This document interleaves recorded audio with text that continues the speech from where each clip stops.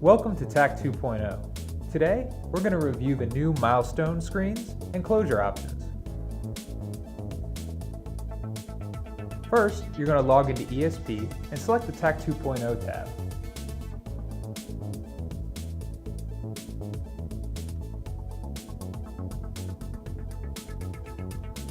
Once loaded, you're going to select the pending review icon.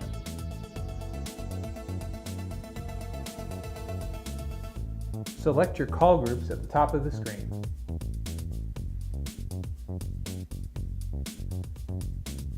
All right, double arrows move all,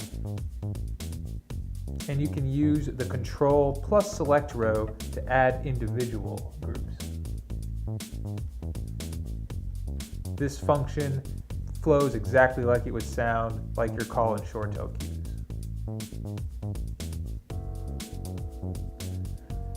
Select call groups and drop down to the load groups and tables.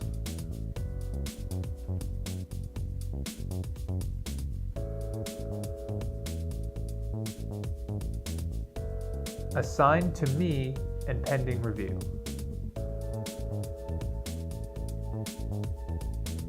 When it says assign to me, this is the work I have currently assigned to myself and that is able to be reviewed.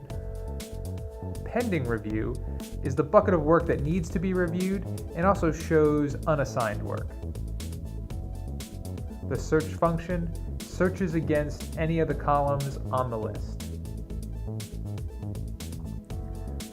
Example, if an FE calls in wanting to know the status of a milestone, TAC can search from this pending review screen to see if the milestone is still pending or needs to be reviewed.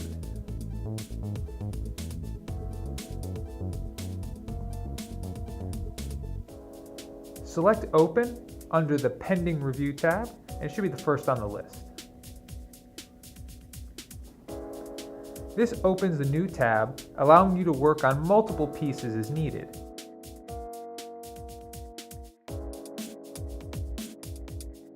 Notice the pop-ups, and if there's multiple pieces of work given for an SR. You'll review directions, technical notes, install guide links, and show the Assign to Me section. Here you can click Update.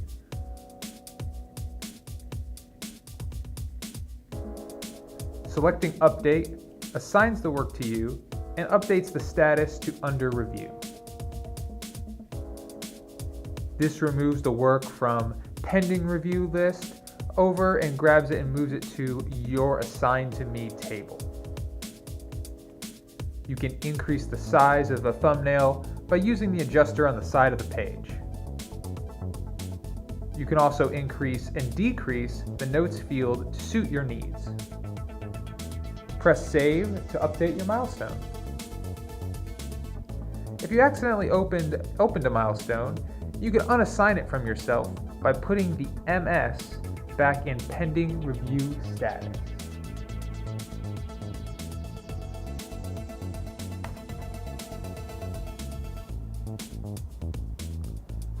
Here, we're going to go over milestone statuses. As you can see, there are various statuses you can place the milestone in. The first one we'll review is pending rework. Pending rework is pushing back to the technician that more work needs to be completed in order for the milestone to be approved. This could be cleaning up cable management or installing the equipment in the preferred location. Whatever you need the technician to rework, you would place the milestone under pending rework and push back to the technician. The next status is approved status. Approved status has 3 dispositions underneath it. The first is complete. This means that the milestone has been completed and approved by TAC. The next status is incomplete. This means the milestone was not able to be completed. However, one path has been advised and you are able to move forward past this milestone. The next disposition is not started. this means the technician has not yet come to this milestone on the site yet. The next status is canceled, and here you will see the option not needed for site. This means this specific milestone is not applicable to this specific site. Now, another thing that you can do on your milestone screen is you can actually cancel a milestone out. This means the milestone will no longer be required for this specific dispatch on any future SRs.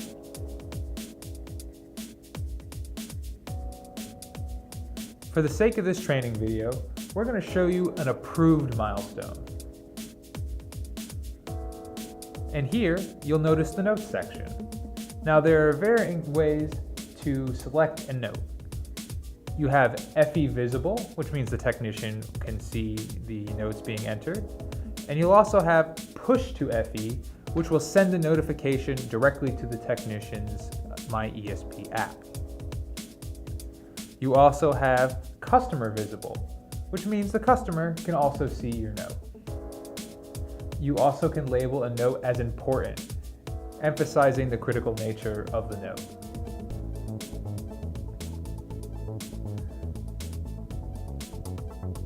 You also have the function to enter different notes and select them for different customers.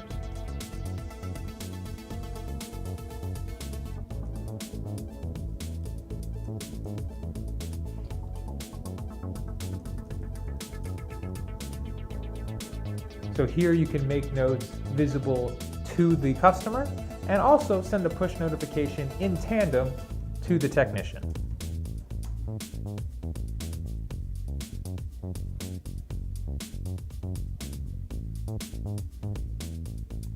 Now, notes are not required at the milestone level, but they are preferred.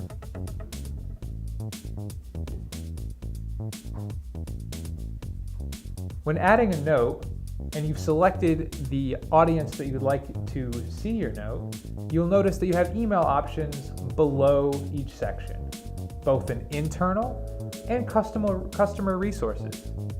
If you deselect customer visible, you'll notice that those options go away, so you won't accidentally email a customer. Now, we are going to approve the milestone and then save it by selecting the update at the bottom right hand of the screen.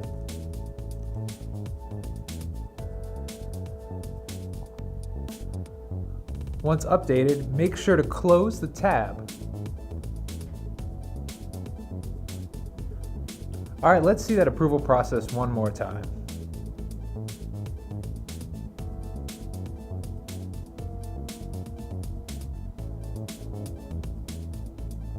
As you go into your note, we will select the status and select approved. You'll enter your note.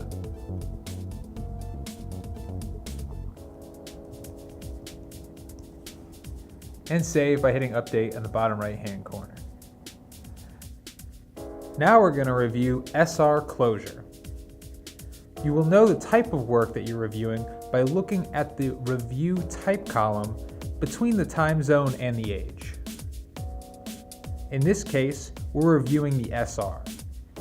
This means the FE has completed their work for the day and are ready for you to review the entire SR for completion.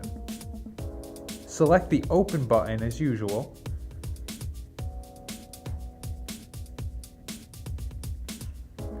Take note that the Assigned To is not currently assigned. This will remain unassigned until users select Update.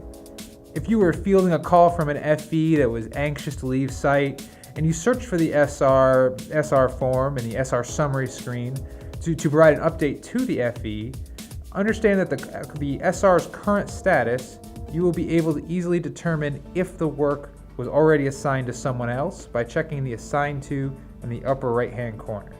It's important to note that the SR might not be assigned to anybody at this point, and it won't be assigned until a user selects Update. If you want to check if this has already been assigned, look at the top right-hand corner in the field that says Assigned To. At this point, you'll be unable to edit any of the custom fields. The SR will need to be assigned to you to make changes. To do so, select the Update button. The second item to note are the milestones listed under the CTN number. These milestones have been approved complete. There are two ways you can determine the status of a milestone when reviewing the SR summary screen. Number one, the icon next to the milestone number. There are a number of icons, and you'll learn to recognize with your continued training, but the four below will be the most common that you'll see when closing an SR. First is blue, which means the milestone is approved and complete. Next, a yellow check means the milestone is approved incomplete. A green X means the milestone is canceled, not needed for the site. A red check means the milestone is approved, not started. By clicking the milestone hyperlink from the page and checking the status in the upper right-hand corner. It is important to note that in order to close the SR, all milestones must be in either approved or canceled status. Now at this point, you'll want to check the custom fields for correctness and make any edits as needed. If there are custom fields, they'll appear at the top part above the notes section. Note that they won't always be there and it'll be on an SR by SR basis. Common edits that you might make could include correcting typos from the technician or maybe updating a photo. So let's walk through the process closure options. First, you'll select the process closure. A dialog screen will pop up, and you'll notice the on-site date and time are pre-populated for you. The off-site time is also suggested for you. However, you can also adjust the clock if the technician is closing at a later date and time. Click the open box next to the off-site time. A clock will appear and it will default to the current time. Select both your hour and minute for the clock. The on-site time has auto-populated for you. Open the charge items and select by clicking the arrow. The system has been designed to auto-select the most likely closure category for you based on the milestones completed. In this case, all milestones have been approved completed, so it's giving you a successful closure option. Enter your time on site. You can copy and paste from the total time on site field, or you can enter it manually. Then enter any materials used by the FE on site. If there are any special cost or charge items that you were able to add, by selecting the green plus symbol. Once your closure result is selected, your closure code will auto-generate. Now, select the Generate Time Breakdown button. From here, you can enter a customer visible notes for the FE's time breakdown.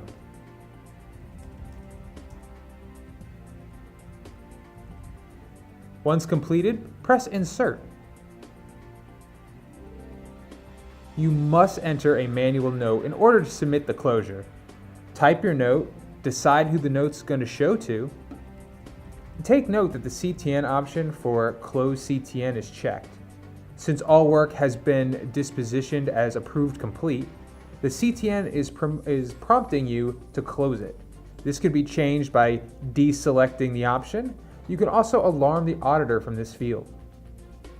Press Close, and the close code is automatically sent to the FE via a push notification. Thank you for your interest in TAC 2.0.